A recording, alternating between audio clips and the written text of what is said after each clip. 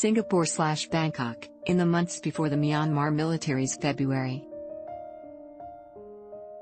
1 coup. The country's telecom and internet service providers were ordered to install intercept spyware that would allow the army to eavesdrop on the communications of citizens, sources with direct knowledge of the plan told Reuters. The technology gives the military the power to listen in on calls, view text messages and web traffic including emails, and track the locations of users without the assistance of the telecom and internet firms, the sources said. The directives are part of a sweeping effort by the Army to deploy electronic surveillance systems and exert control over the Internet with the aim of keeping tabs on political opponents, squashing protests and cutting off channels for any future dissent, they added. Decision-makers at the Civilian Ministry of Transport and Communications that delivered the orders were ex-military officials, according to one industry executive with direct knowledge of the plans and another briefed on the matter. They presented it as coming from the civilian government, but we knew the army would have control and were told you could not refuse, the executive with direct knowledge said, adding that officials from the military-controlled Ministry of Home Affairs also sat in on the meetings. More than a dozen people with knowledge of the intercept spyware used in Myanmar have been interviewed by Reuters. All asked to remain anonymous, citing fear of retribution from the military junta. Neither representatives for the junta nor representatives for politicians attempting to form a new civilian government responded to Reuters' requests for comment. Budget documents from 2019 and 2020 for the previous government led by Aung San Suu Kyi that were not disclosed publicly contain details of a planned $4 million in purchases of intercept spyware products and parts as well as sophisticated data extraction and phone hacking technology. Documents were provided by activist group Justice for Myanmar and were independently verified by Reuters. Reuters was not able to establish to what extent senior non-military people in Suu Kyi's government had been involved in the order to install the intercept. The idea of a so-called lawful intercept was first floated by Myanmar authorities to the telecommunications sector in late 2019, but pressure to install such technology came only in late 2020, several sources said, adding that they were warned not to talk about it. The intercept plans were flagged publicly by Norway's Telenor in an annual update on its Myanmar business, which is one of the country's biggest telecom firms with 18 million customers out of a population of 54 million. Telenor said in the December 3 briefing and statement posted on its websites that it was concerned about Myanmar authorities' plans for a lawful intercept able to directly access each operator and ISP's systems without case-by-case approval, as Myanmar did not have sufficient laws and regulations to protect customers' rights to privacy and freedom of expression. In addition to Telenor, the affected companies include 3 other telecom firms in Myanmar: MPT, a large state-backed operator; Mytel, a venture between Myanmar's army and Viettel which is owned by Vietnam's defense ministry, and Qatar's Ooredoo. MPT and Mytel are now under the full control of the junta, the sources said. There are about a dozen internet service providers. Telenor declined to respond to questions from Reuters for this article, citing unspecified security concerns for its employees. MPT, Mytel and Ooredoo did not respond to requests for comment. Japanese trading house Sumitomo Corp., which together with wireless carrier KDDI Corp. announced in 2014 planned investment of $2 billion in MPT, declined to comment. KDDI and Viettel did not respond to requests for comment. Many governments allow for what are commonly called lawful intercepts to be used by law enforcement agencies to catch criminals. But in most democratic countries and even some authoritarian regimes, such technology is not ordinarily employed without any kind of legal process, cybersecurity experts say.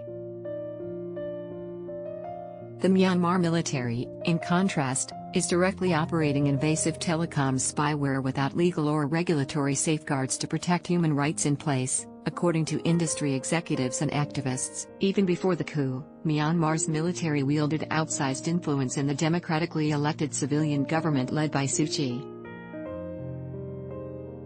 It had an unelected quota of 25% of parliamentary seats, and the constitution gave it control of several key ministries. It also had extensive sway at the communications and other ministries through the appointment of former army officers. That has become total control since the coup. Tracings and interceptions. According to 3 sources at firms with knowledge of the surveillance system, not every telecom firm and internet service provider has installed the full intercept spyware. Reuters was not able to establish how broadly it has been installed and deployed. But military and intelligence agencies are conducting some tracing of SIM cards and interception of calls, 2 of those sources said. One source said calls being redirected to other numbers and connecting without a dial tone were among the signs of interception. A legal source with knowledge of cases against people involved in the protests also said there was evidence of monitoring spyware being used to prosecute them. Reuters has not seen any documents supporting the claim. A senior civil servant who was aiding ousted politicians seeking to form a parallel government also said their group has been warned by people working for the junta but sympathetic to protesters that phone numbers are being traced. "We have to change SIM cards all the time," the senior civil servant said. According to Amnesty International's security lab and 3 other tech experts, the intercept products outlined in the government budget documents would enable the bulk collection of phone metadata, data on who users call, when they call and for how long, as well as targeted content interception. Cables cut, activists' phones blocked among the military's first actions on February. One was to direct armed soldiers to break into data centers nationwide at midnight and slash internet cables, according to employees at 3 firms who showed Reuters photos of severed cables. At one data center where employees resisted, soldiers held them at gunpoint and also smashed monitors to threaten them, said one source briefed on the matter. Though the internet was mostly restored with hours, the army began shutting it down nightly. Within days, the army had secretly ordered telecom firms to block the phone numbers of activists, junta opponents and human rights lawyers, providing the firms with lists, according to 3 industry sources briefed on the matter. Those orders have not been previously reported. The sources added that operators are required by law to share customer lists with authorities. The army also directed the blocking of specific websites. Facebook, which was used by half the country and quickly became crucial to protest organizers, was among the first to be banned, followed by news sites and other social media platforms. When opposition grew in March, the military cut access to mobile data altogether, leaving most in Myanmar without access to the internet. Firms have to obey the orders, one industry source said. Everyone knows that if you don't, they can just come in with guns and cut the wires. That's even more effective than any intercept. Telenor and Ooredoo executives who protested were told to stay quiet or the companies would face losing their licenses, 4 sources said. The army's tightening grip under previous juntas that ruled between 1963 and 2011, activists and journalists were routinely wiretapped and smartphones were scarce. As Myanmar opened up, it became a telecom success story with a thriving, if nascent, digital economy. Mobile phone penetration, in 2011 the second lowest in the world after North Korea at 6.9%, soared to stand at 126% in 2020. The civilian government's first known move towards nationwide surveillance came in 2018, with the establishment of a social media monitoring system it said was aimed at preventing the influence of foreign forces. It followed that with a biometric SIM card registration drive last year, saying multiple SIM card use was undesirable and a central database was necessary. Authorities are now seeking still more power over telecommunications. The Communications Ministry proposed a new law on February